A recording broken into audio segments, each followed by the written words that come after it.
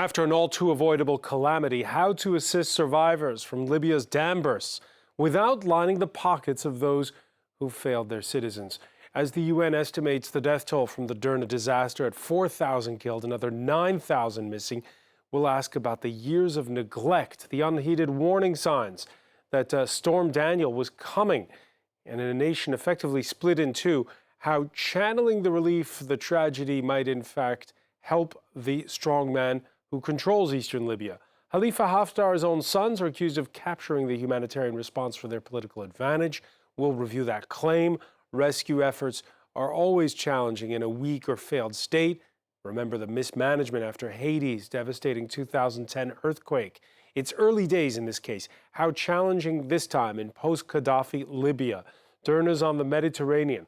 And in a week when Europe's scrambling over a fresh influx of migrants, the tragedy's another reminder that Libya's neighbors to the north can ignore its broken politics at their own expense. How to help build a credible, functioning state that's about more than the scramble for oil and riches and about power. Today in the France 24 debate, we're looking at Libya's avoidable tragedy. Joining us from the city of Derna, volunteer Humam Tabib. Thank you for being with us. You made the trip there to Derna from Tripoli. Hello, can you hear me? Yes, loud and clear. Thank you for joining us. We want to thank as well for joining us from Istanbul, Anas El-Gamadi, founder of the Tripoli-based Sadek Institute think tank. Welcome back to the show. Thank you. From Beirut, May El-Sayeg, Director of Communications for the Middle East North Africa Department of the International Federation of Red Cross and Red Crescent Societies. Thanks for being with us. Good evening, Francois. Thanks for you and your... And from Rome, Virginie Colombier, Professor of Practice, Coordinator of the Luis School of Government's Mediterranean Platform. Welcome. Thank you. The France 24 debate, where you can join the conversation you have on the hashtag F24debate.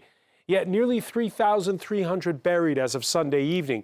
But that toll is set to rise dramatically as rescuers race to assist survivors and prevent disease. France 24's Amar Al-Hamidawi reports from Derna in a story read by Alison Sargent. In just several hours, French rescue workers transform this vast lot in Derna into a field hospital, complete with a maternity ward and a surgical team. By the time the sun rises, they welcome their first patient. I'll see you again in 2 days. You come back to redo the bandage and we'll see if the cough has gotten any better. I left home to go pick up some documents when the water started to rise, at least 3 meters. I was carried away by the current and lost sight of my friend. Elsewhere in the city, teams from Russia, Algeria, and Jordan comb through the rubble of damaged buildings, searching for survivors. Libya's division between rival governments has made it hard to coordinate relief efforts. The UN-recognized government is based in Tripoli in the west. Derna is in the east, controlled by military strongman Khalifa Haftar. But help has come from all over the country. As a Libyan, when I pull out bodies, I swear, I cry, I can't handle it. These young men have come all the way from Tripoli, 1,500 kilometers away. The UN says the humanitarian situation in Derna remains grim, with some 30,000 people left homeless. They must decide whether to stay, risking hunger and waterborne disease, or leave the city and travel through areas where unexploded landmines may have been shifted by the floods.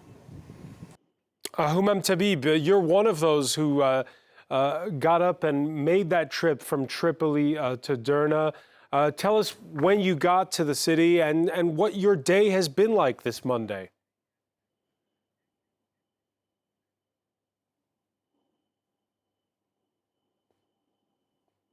Humam Tabib, can you hear us?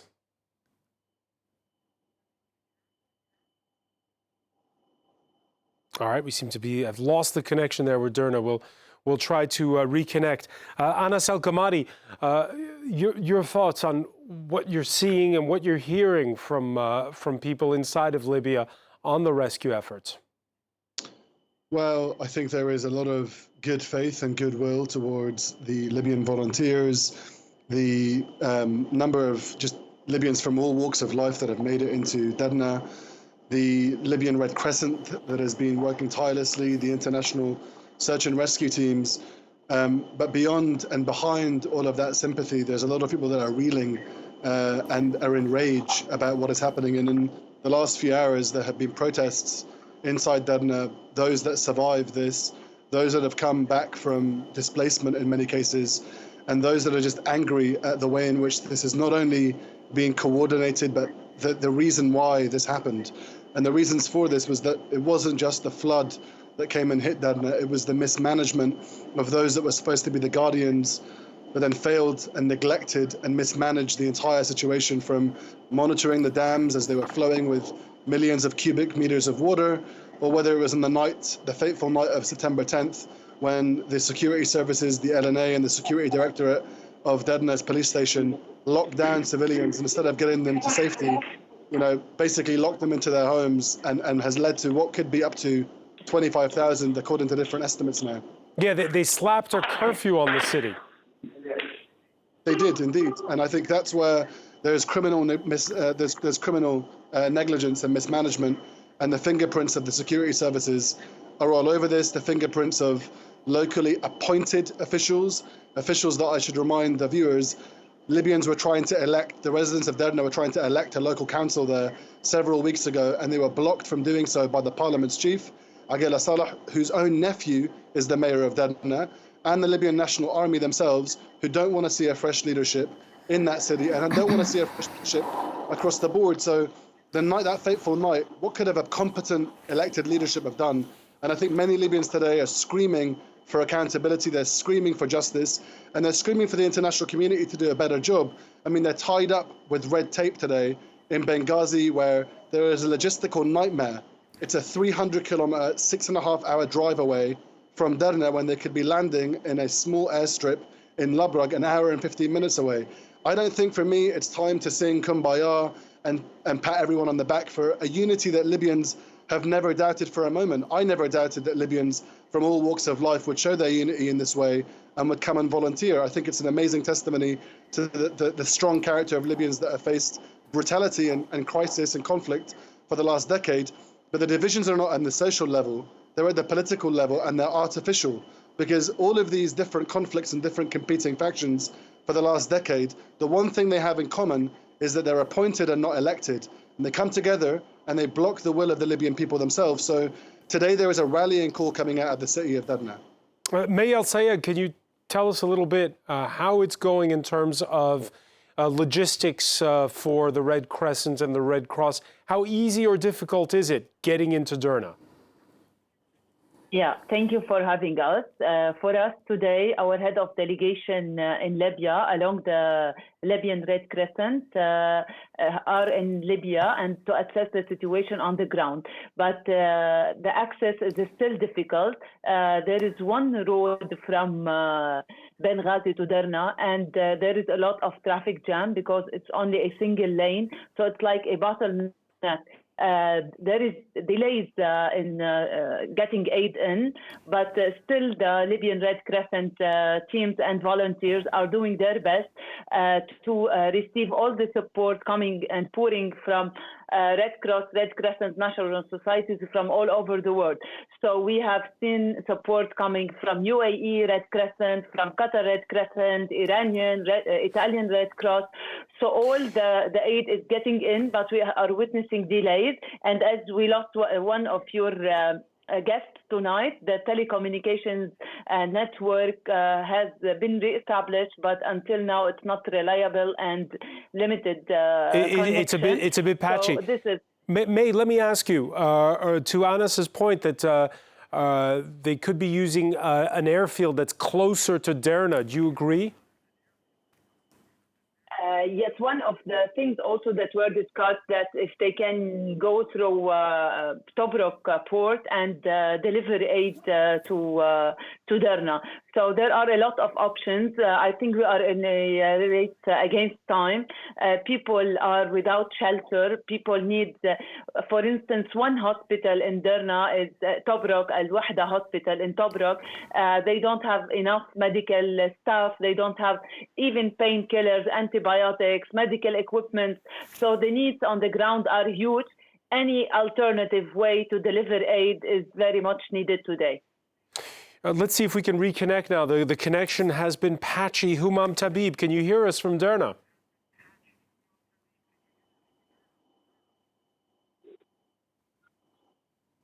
Humam Tabib, are you with us? Yes, I'm with you. I can hear you. Can you hear me? Yes, loud and clear. Thanks for being with us here in the France 24 debate.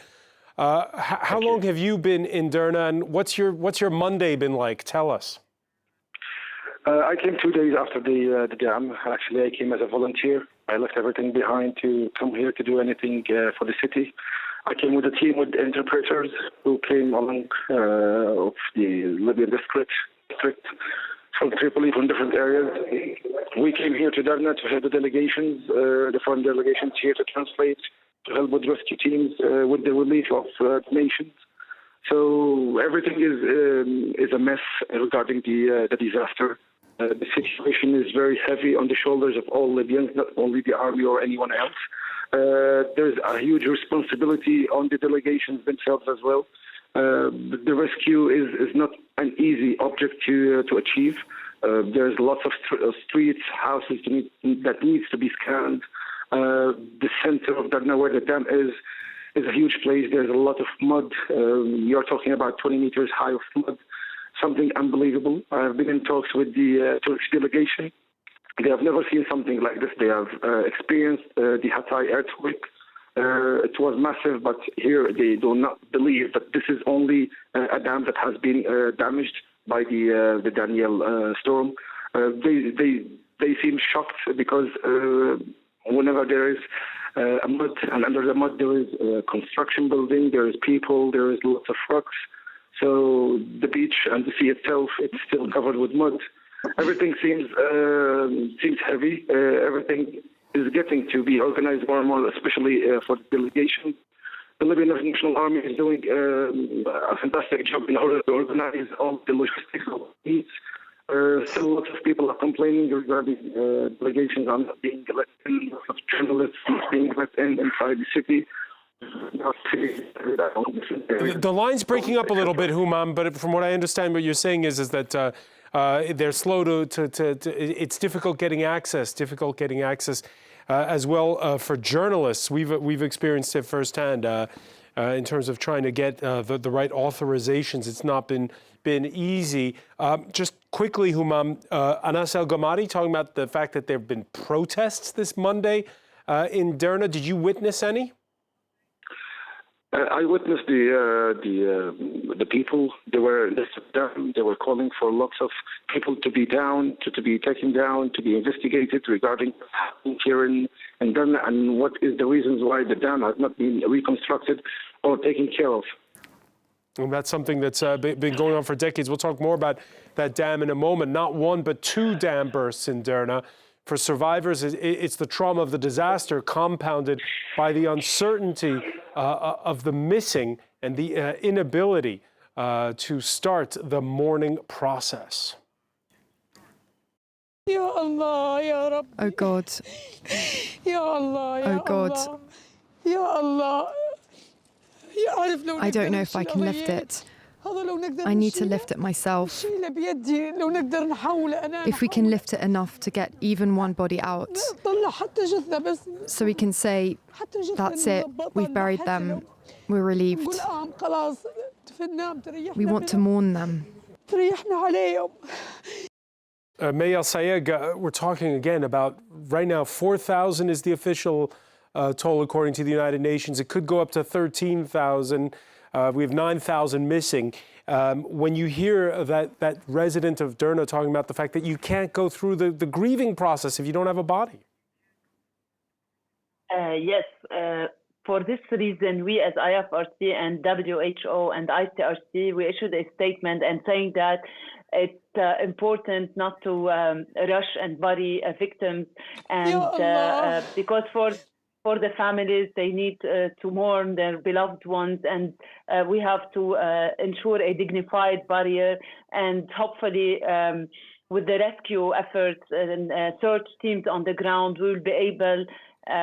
I don't know if there is a window anymore for getting survivors, but at the same time, if we, for the people that are still under the rubble, to ensure a dignified barrier for them, and also without rushing into burying them in mass graves and losing any identification or documents that help us identify those lost in this tragedy. Virginie Colombier, we heard there Humam Tabib describe the outrage of locals over the mismanagement of the dam. That mismanagement didn't take place over weeks or years. It's taking place over decades. I read somewhere that the last proper inspections date back 3 decades.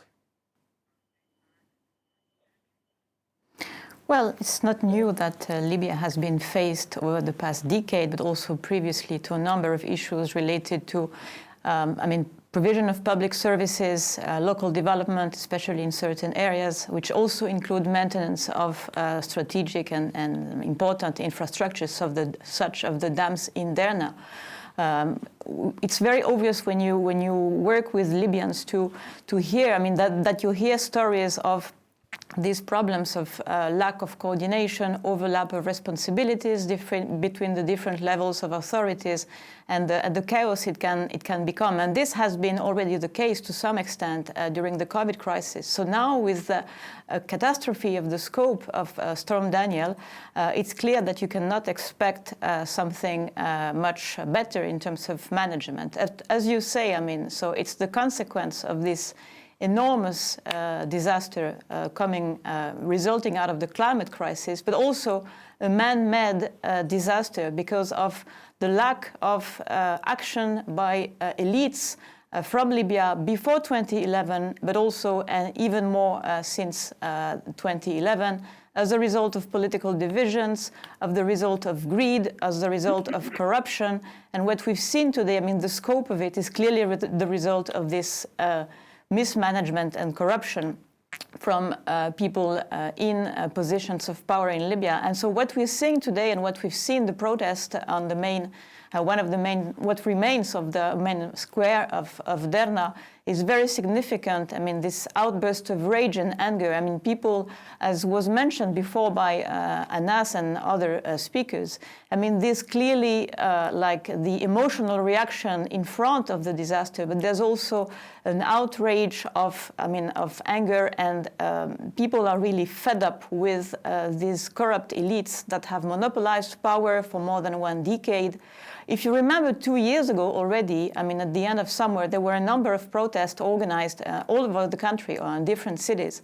The protests were not targeting one government or the other. They were really directed at all political elites, all the people, all the institutions that have been in positions of power, decision-making, or maybe more rightly, just taking hold and keeping their positions to enrich themselves and profit out of the crisis. So rightly so, there is now this huge movement which has started today in Derna, people really expressing their revolt against this impunity, the fact that the same people who have been responsible for this catastrophe have been kept in their positions also as a result of a political process which has been stuck now for many years. And so there's something here that could also be a kind of the beginning of something which could translate into some kind of political, or at least I think it should translate into something more political. Or we could see, Anas El Gamadi, those who control the city of Derna consolidate their grip on power. Before I ask you about that, let's listen to the man who's in charge of that part of the country. Ordinary Libyans are having to navigate the politics of rival governments, as Virginie was saying. Here you see there are images of the nationalist leader of eastern Libya, Khalifa Haftar, praising his soldiers last Friday while touring Derna. We will promote to the next rank all those who have participated in the rescue operations.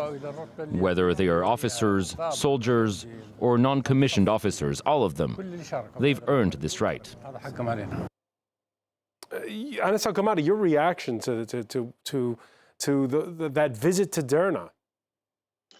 I mean, that is a man actually with the blood of Derna on his hands. The last time he was going to Derna was in 2018, when he said that he would lay siege, and he used the word choke, and he choked that city in 2018. It led to the displacement, injury, detainment, and death of the quarter of the city, in the same way that his mismanagement, his criminal negligence, and those of the elite around him have led to the death potentially of the other quarter of the city that still lives there. It's testament to the fact that you cannot navigate a humanitarian crisis with this warlord's compass. They were the ones that were responsible, and they have their fingerprints all over what happened in the days leading up to what happened in Derna, this disaster. In the days afterwards, they have throttled this humanitarian organization by militarizing it, by red taping it, by shoving it with bureaucracy. It took 5 days for the UN, 5 days for the UN to make it into Derna. Why? The issue for me is that this is not going to go away. There's going to be a post-Derna Libya. This is more monumental than the revolution. So there's going to be a different chapter as the way to Libyans start looking at how they deal with their political elite. The custodians of this city were the ones that damned them to a death. Now they're bonusing themselves and taking 10 billion dinars, $2 billion worth of money that has been given to Saddam Khalifa Haftar, the son of Khalifa Haftar, who only a few years ago in 2017, according to the UN, robbed the eastern branch of the central bank and stole in equivalent terms around $750 million.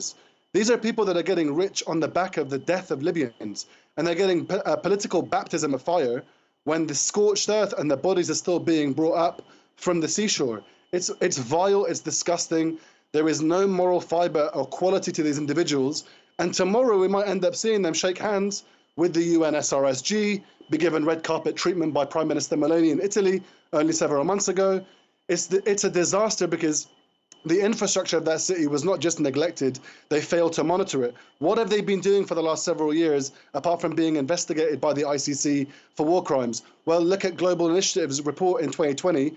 They were gutting public infrastructure across eastern Libya, literally destroying the public infrastructure of Libyans, the roads, the buildings, the shelters that should be protecting them, and selling them for pennies on the dollar, smuggling them to Turkey. That is the moral fiber of those individuals that were never elected by the Libyan people. They were appointed by the international community and enjoy their legitimacy. Enough is enough. They need to step aside today in the operation because they're suffocating that part of the country. There are individuals, activists, Jamal al-Ghamati, that was arrested in the last few days and is being detained. There are people that are being taken away from public squares for any kind of criticism of the authorities, irrespective of who they may be. Western Libya, where they were appointed by the UN, Eastern Libya, where they have enjoyed and suffocated democracy for the last 10 years. And when you look at the Libyan National Army, they're at the helm of this. They have been at the helm of this for the last decade. And Libyans want to have a conversation between the governor and the governed. They can't possibly do that unless they elect their leadership. That's why for far too long, we've talked about this part of the world and the Middle East as if democracy is a luxury. It's a necessity. It's not about representation. It's not about poor ideologies of the left and the right. It's about having a proper relationship with responsible leadership that you know, that are competent, that you can hold to account, that are transparent, that don't spend billions of dollars of oil money blockading Libya's oil, spending that money on Russia's Wagner Group, which they spent 200 million on. Russia's Wagner Group is not going homeless tonight. Russia's Wagner Group didn't get affected by the floods. It was ordinary Libyans. What could that money have been spent on? How would that have improved the lives of people in Eastern Libya? It's a travesty because we've been talking about it for years, and it needs literally a 9/11 in Libya, which is the day that it happened. It needed a 9/11 for someone to start listening. The question for me tomorrow is, what will the international community do? Will they go back to playing musical chairs and creating another unity government? What unity? Libyans are unified. The divisions in Libya, as your other guests have mentioned, are of a political making. They're artificial. Because behind all this conflict and competition that we've been speaking about, there have been 7 interim governments over the last 10 years.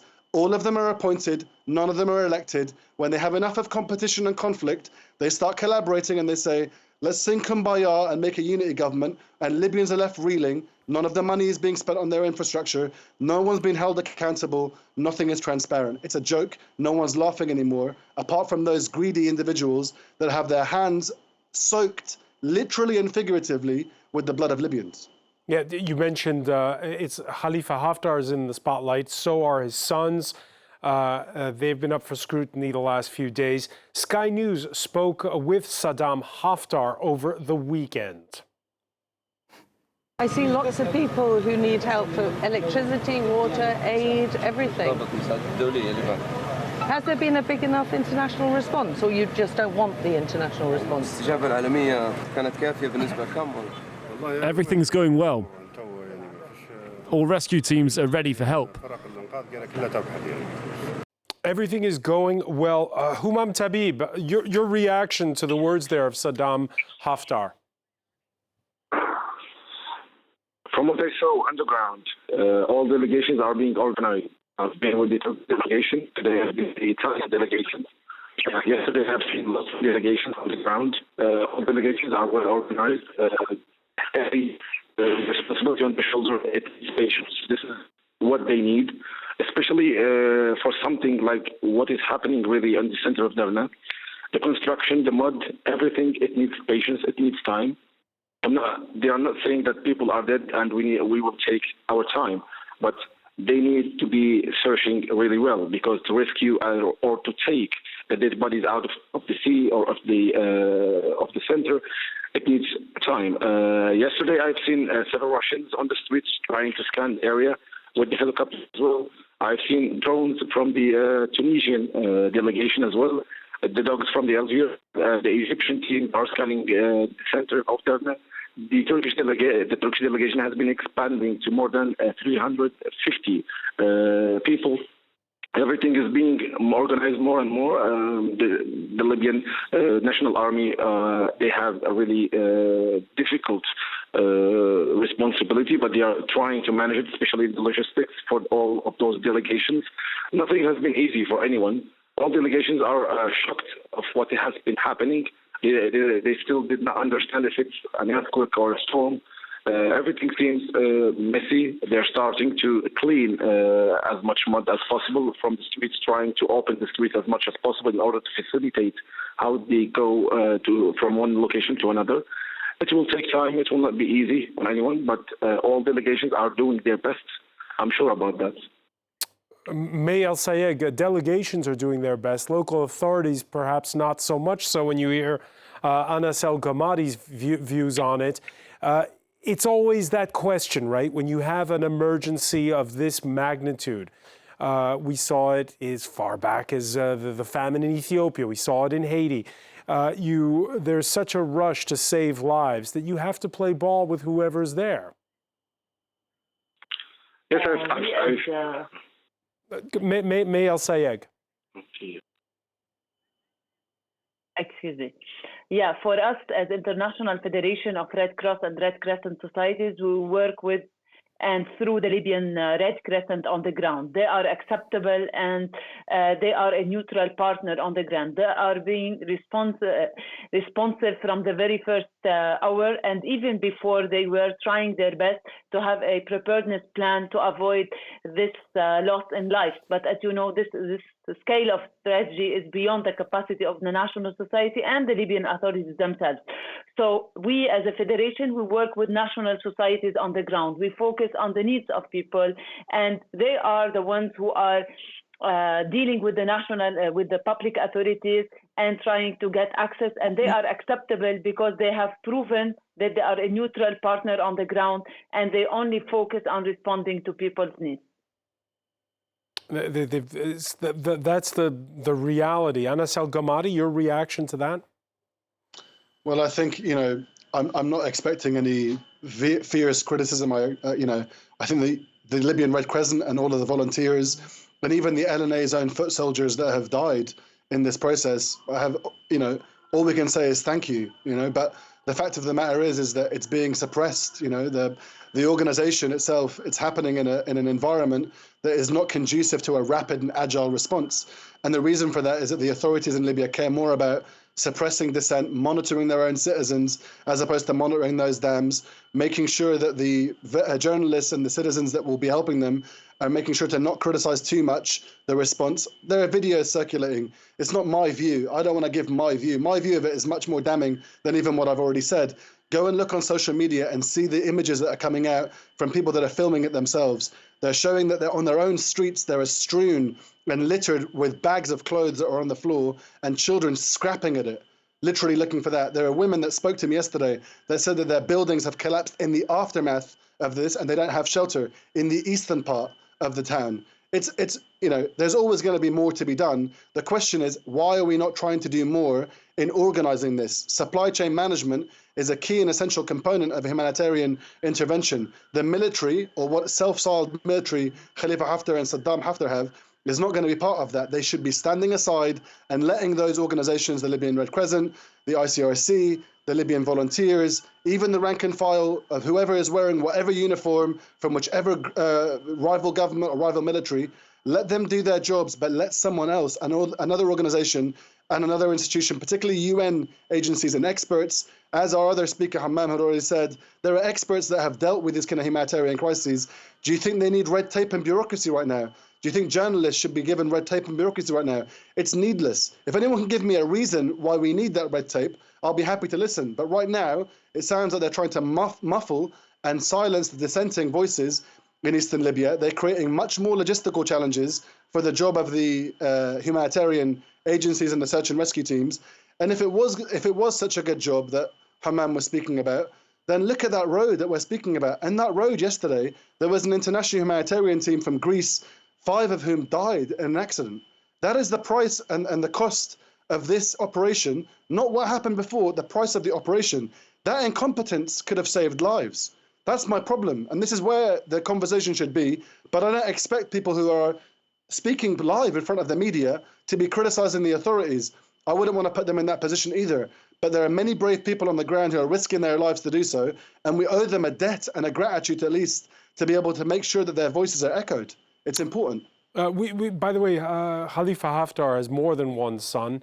On the day of the disaster, another of his announced his candidacy for the post of Libyan president. El-Sadiq Haftar told Dutch television station VRT that his father issued an order for all citizens to evacuate the entire area. But, and this is a quote, El-Sadiq Haftar added that given that this was without precedent in our region, many residents did not react. Is that how things went down, Anas Al-Ghamadi? That's the quality and the fiber of that entire family and much of Libya's political class. As I said, as their bodies are still coming out over the sea, they're desiring and showing their political appetite for power, an endless appetite for power. Go and look at the Libyan National Army's own security directorate page. There is a video calling for a lockdown of the citizens at 7 p.m. Go and look at Twitter, or formerly Twitter, now called X, and go and look at the videos of the LNA patrolling the streets of Derna and calling for citizens to lock down. This is an absolute, it's a fallacy, and it's a moral hypocrisy to even suggest that the Dernawis themselves are responsible for this. Remind yourself, when that army laid siege and bombed the living shit out of that city in 2018, the same way they did in 2019 in Tripoli, they never ran out of bombs and bullets. Not for a single day did they run out of bombs, bullets, or drones, but they've run out of blankets and patience for that population, and they're announcing their candidacy. That is the moral fiber of anyone that shakes hands with those individuals and engages with them. And they shouldn't be given red carpet treatment in the European Parliament where he is today. They shouldn't be given access to international leaders and being shaken hands with by the UN SRSG, but they still are today. That is my main issue here, is that Libyans are trying to hold to account individuals in a family enterprise that has not only presided over this disaster, but has been around for over half a century. That is something that Libyans themselves have never chosen. The international community that have propped them up, many countries, Russia, the UAE, Egypt, these are the countries that have been propping up that warlord for the last 10 years. Libyans haven't propped them up by any stretch of the imagination. We're trying to reconnect with Virginie Colombier in Rome. The connection there has fallen out, unfortunately. We'll try to reconnect with her in a moment. Right now, before we do, Humam Tabib, what's the urgency where you are? What's the thing that you need the most? As a citizen, what they need the most is food, to have access to food, to first aid, to anything, to blankets, to gas, to anything that can save anyone's life. The other thing is that for the delegations and for the national army, they need time. And they need to organize themselves more and more. So this is what's happening at the moment, because lots of delegations, as I mentioned before, they are still trying to organize and to map the city. The map is still updated every single day. Lots of them are still aiming to search for the sea, but lots of courage, lots of work. Hello? Yes, we can hear you loud and clear. Lots more that they're trying to do, and they need better organization. Virginie Colombier, we've been talking here about the fact that this is happening on the watch of Khalifa Haftar and his two sons there. Is this a moment in time when the politics in Libya change, or again, all this humanitarian aid pouring in will just line their pockets and make the warlords stronger? Well, I think time will tell, but clearly, as was mentioned before, we are in front of a disaster of a magnitude which I think it will have consequences. Clearly, Haftar and his sons are very well aware of the risks for them in this operation. So you see the way they've been trying to control the aid, how they're trying to remain in control of access to the city. Having Saddam Haftar nominated at the head of coordination committee is also a clear signal that they're doing everything they can to keep control and also avoid, to the extent possible, to have too much international focus on what's happening. And this is also what can explain the difficulty of some media teams to reach the place, to reach Derna, to cover and really be on the scene of the disaster.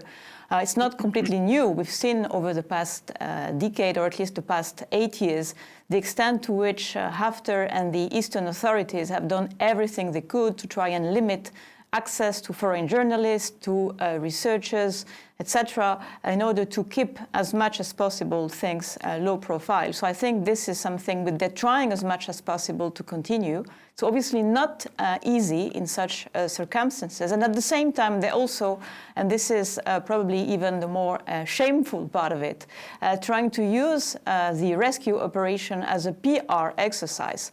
I mean, you've seen all the several sons of Haftar touring the city, being filmed, maybe in some instances giving the mic to reporters also, so that the reporters could cover the huge effort by the LNA to provide rescue. So in this moment when everything should be focused on organizing, coordinating, and maybe leaving more space to those agencies that have the actual capacity to coordinate, the contrary is actually happening. So at the same time, trying to maintain control, use the tools at their disposal to maintain control over aid, and also using it as a PR exercise. So, Virginie, let me ask you. It's a moment in which... Let me just ask you, because you're sitting in Rome, and the news cycle there is dominated by all these arrivals that we've had in the last week at Lampedusa of asylum seekers crossing the Mediterranean, not from Libya especially, but still. Is this something that concentrates the mind? Because we've talked about Libya on and off ever since the fall of Muammar Gaddafi. For it to be a seminal moment for Libya, as Anas El Gamadi wishes, does it also have to be a seminal moment for the European Union? Well, it should. It should, but not only because of what just happened. It should have been the case already over the past decade, precisely as you say, because what happens in Libya has an immediate impact on Europe, and not only because of the migration crisis, contrary to what political leaders here in Europe tend to say, or at least the way they are presenting it.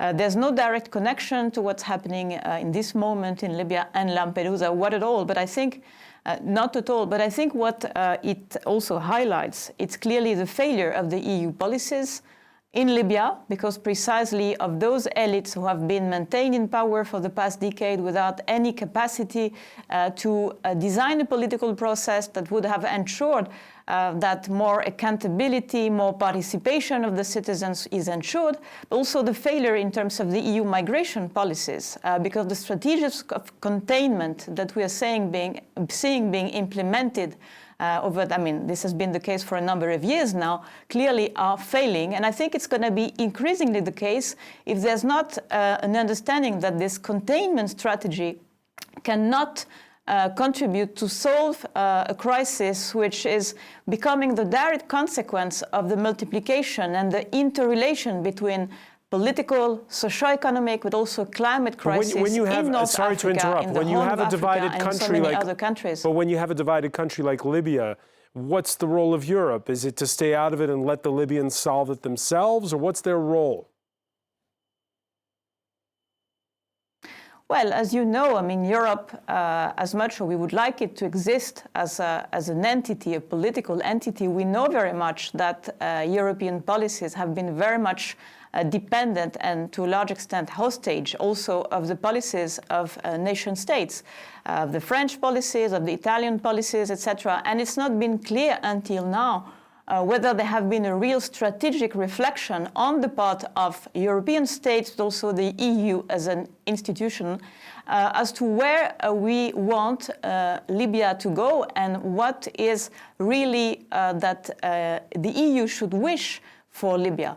The result is that politically the EU has remained a very weak actor with limited capacity to influence the political process, doing a lot in terms of support, cooperation project, humanitarian support, but this is not enough to really be able to play a role in the political process. So I think here probably what's happening is also should be a kind of wake-up call for the EU to try and realize that if there is no real effort to address the situation in Libya, try and design a common strategy beyond the diverse interests of the various European states, then the situation will risk continue deteriorating. And it's the case for Libya, it's also the case for Tunisia, for Egypt and elsewhere. So I think this last and huge disaster probably should be interpreted as a wake-up call. Whether the call will be heard or not, we still don't know.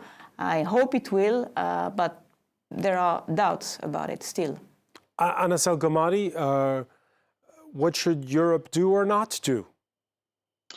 Well, I think Europe, the international community more broadly, including the UK and the United States, should sanction these individuals. I mean, sanction them financially, because when you find the funds, you'll find their fear. That's what they're worried about. They've spent the last decade amassing a lot of money, and if you sanction them and freeze their assets and they can't get hold of it, that's what's going to hurt them. That's what's going to push them away. But the reality of Libya today is that those two rival administrations, neither of which are elected, they're appointed, they were an artificial illusion. Libyans need two things, an elections law and a constitutional basis.